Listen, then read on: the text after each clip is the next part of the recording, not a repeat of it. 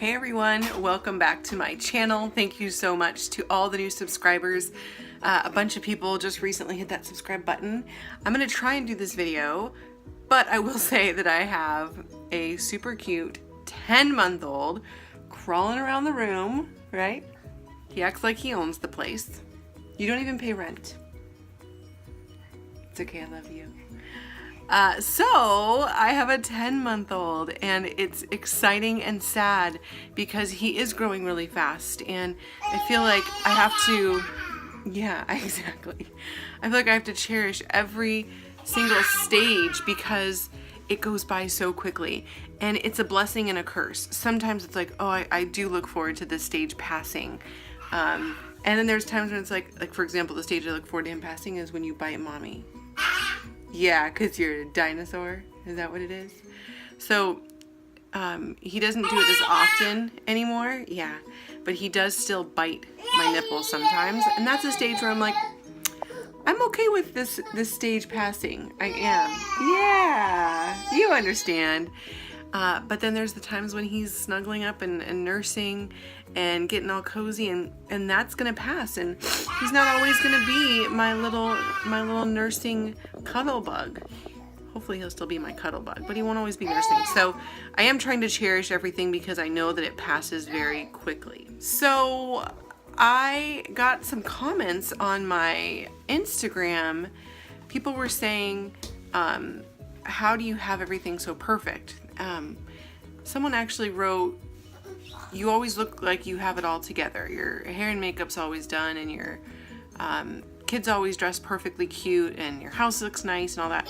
And I realized that it's important people know that that's not true. It's actually the highlight reel. My social media is my highlight reel.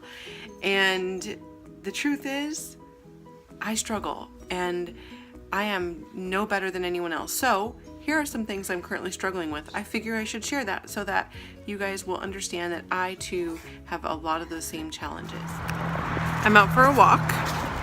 I look like I'm like a celebrity trying not to be recognized, which I'm not. It's cold outside. It's cloudy. And when you're from Southern California, you tend to think that anything, under 70 is cold. It's so funny. You'll see people like in sweatshirts and boots and it's like 68, but it's true. We're a bunch of sissies here. One of the things that is challenging right now is that my son is very congested and a lot of stuff has been going around and he hasn't gotten sick very often. I want to say this is like his second time getting like sick, like a cold or something along those lines. And the reason that that's challenging is because he can't breathe when he's laying flat, so he has to be elevated, and he wants to nurse, but he can't breathe very well through his nose, so I'm doing everything that you can possibly do to clear his nose. I'm suctioning all the snot out, I'm using a humidifier, using essential oils, not letting him have any dairy and all that stuff, but nonetheless he still has a cold, so he has to be upright day and night. Well, that means I have to keep him upright day and night, which is not a complaint. I wouldn't trade it for anything. It just means that I have not been getting very much sleep. And when I say I'm not getting very much sleep, I would say maybe 3 hours has been my average the past few nights. And when you're sleep deprived, or at least when I am, everything else becomes harder. My patience becomes lower with people who don't deserve to be attacked, like my husband. And it's temporary, so it's good to remember that, but it's still challenging. Another thing that's challenging is that my husband works a ton. He's such a great, hardworking man. So he works a lot, and when he comes home, let's say I just want a break so I can take a shower, get the snot out of my hair from my son who has the cold right now. And I can see that he is exhausted and he needs some time to just chill. But I need some time to just rinse out the snot out of my hair. So it's tricky to not have like the people who I love and support me that are capable of carrying my son, who is 23 pounds, and walking up and down stairs and all the stuff that goes along with my home. They live far away, so the support system that I have is not as big as I wish it was. My grandmother is always there to help in any way that she can, but she's almost 80. She doesn't like when I say that, but it's true. She's almost 80, and so with that, she has some physical limitations that are no fault of her own. Everyone who's almost 80 has these limitations. And my dad, I love you, Dad, but my dad is not baby savvy. We'll just put it that way. So he's got some limitations. And then my friends that I would totally trust with my son, they're my friends that are moms, and they need help too. Like they're the ones that are needing some support as well. So that is also a little bit tricky because I have support, but I don't have enough support. And I'm also working. I bring my son with me to work, which is such a blessing. But there are moments when I could use a little break. And in those moments, I do find that reminding myself that there are so many people in this world who wish that they needed a break kind of puts everything back in perspective. I'll give you some fun facts about my 10-month-old baby boy. He absolutely loves to watch me vacuum, which is ironic because my husband loves me cleaning the house because he's a neat freak as well. So it's funny, if I vacuum and I walk away and he can't see where I'm vacuuming, my son will like get really upset. So I find myself like vacuuming, holding him on one hip or wearing him while I vacuum so that he can not miss a minute of the vacuuming. But he does not like the blender. It's kind of weird because the blender is as loud, or maybe not even as loud, as the vacuum, so I'm not quite sure why one is okay and one isn't. He's wearing 18 to 24 month clothes, and if you follow me on Instagram at Michelle Motivation, you've already seen some of these fun previews and the pictures that went along with it. But he is a big fan of seaweed and not a big fan of fruit. That's still so weird to me that he doesn't like fruit. I mentioned that on one of my other videos, and a lot of people told me that like that's normal. Their kids didn't like fruit until they were older, or some kids still don't like fruit, which is so bizarre because I have a sweet tooth, and anything with sugar, I instantly like want to consume. But that's fine. I'll take it. What else is going on with him? Oh, he is not only military crawling now, but he can put himself in his own seated position and then from there find something that he wants to pull himself up on. And he hasn't gotten onto his feet yet, but he gets up to his knees. So it's time for us to lower the crib. It's definitely time for us to lower the crib. And honestly, he is the happiest baby. It doesn't matter if he's not feeling well, or if I get him up early, or if he's staying up past bedtime for whatever reason. He's just always so happy. We are so in love with this little munchkin.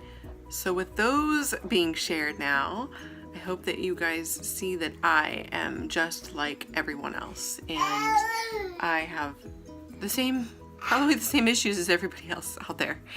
And in some ways it helps that I came into this with a lot more knowledge, as a postpartum doula, and in some cases it's like, maybe that's not so helpful, to be honest. But here's the thing. A lot of people, I'm changing the subject.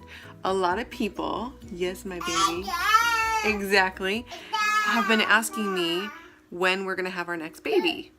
And when we were in the trying to conceive stage, I started a group on Facebook for people who transferred an embryo or two the same exact day that we transferred an embryo for our miracle baby.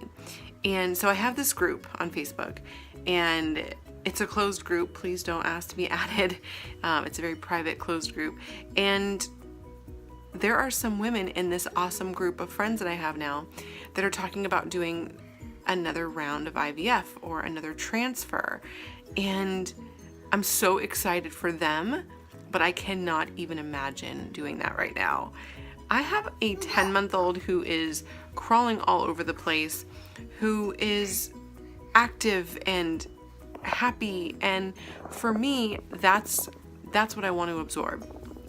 But I am not a spring chicken in terms of, you know, fertility with getting pregnant, age-wise. And so I do know that I want to do this sooner than later. So for all of you that are asking, when is the next baby gonna come?